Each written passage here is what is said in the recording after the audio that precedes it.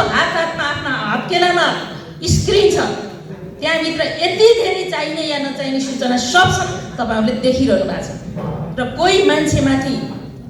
कोही मान्छेमाथि यति ठुलो भिजिबल इन्भिजिबल इन्भेस्टमेन्ट छ कि मान्छेलाई हिरोको रूपमा प्रस्तुत गरिएको छ, र त्यसको पछाडि सबै मान्छे बौलाएर लागेका छन्। म त भन्छु बौलाएर। कोही मान्छे गुल्मीबाट काठमाडौँमा गयो भने त्यसले स्ट्याटस लेख्थ्यो कि म फलानाको सिटी फलानो सिटीमा आएँ। मैले यो लेख्दै गर्दा जे बजारमा चलिरहेको छ त्यही कुरा लेखिरहेको थियो मान्छेले, र हामी सबैलाई दिमाग यसरी भुटिरहेको थियो कि अबको हिरो भनेको यो हो।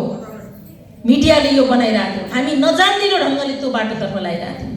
हामी सबै मान्छेले त्यो एकजना एउटा गाडीको पेन्टर अथवा गाडीको ओनरलाई के चिज त्यस्तो थाहा हुन्छ जसले गर्दाखेरि उले मैले गरेको कामले भोलि मुलुकलाई बेहित गर्छ कि भन्ने कसरी थाहा पाउँछ?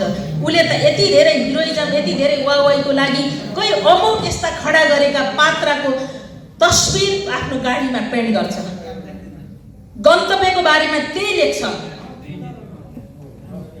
जुन मान्छेले कम विचार गर्छ, कम सोच्छ, जुन मान्छेले क्रिटिकली समाजमा हेर्न सक्दैन, लहरमा लाग्छ, त्यस्ता मान्छेहरूले सबभन्दा पहिले त्यस्ता मान्छेबाट यस्ता पपुलिस्ट कुराहरू इन्जेक्ट गरिएको हुन्छ, इम्प्लान्ट गरिएको हुन्छ।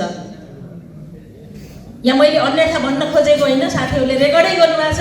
जस्तो गल्फ मिडल इस्टबाट काठमाडौँमा आउने साथीहरूले आफ्नो लगेजको ठेगाना के लेख्नुहुन्थ्यो? हामी सबै मान्छेलाई थाहा, आफ्नो लगेजमा फलानो सिटी फलानो लेखेर मान्छेहरूले यसरी आफ्नो डेस्टिनेसन लेख्थे। यो सबै यसरी तयार पारिएको। यस्ता मान्छेहरूलाई भाइबरले कति पैसा दिएको छ? आज रिपोर्टहरू आइरहेको। व्हाट्सएपले कति पैसा दिएको छ? मेटा फेसबुकले कति पैसा दिइरहेको छ?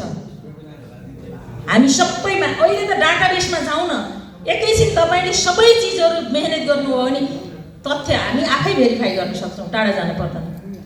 र यो ढङ्गले तयार पारेका मान्छे, राष्ट्रहितको विरुद्धमा तयार पारेका मान्छेका बारेमा हामी नजान्दिगरी यसरी हामी एकहोरेका छौँ कि सत्य त्यो मात्रै हो।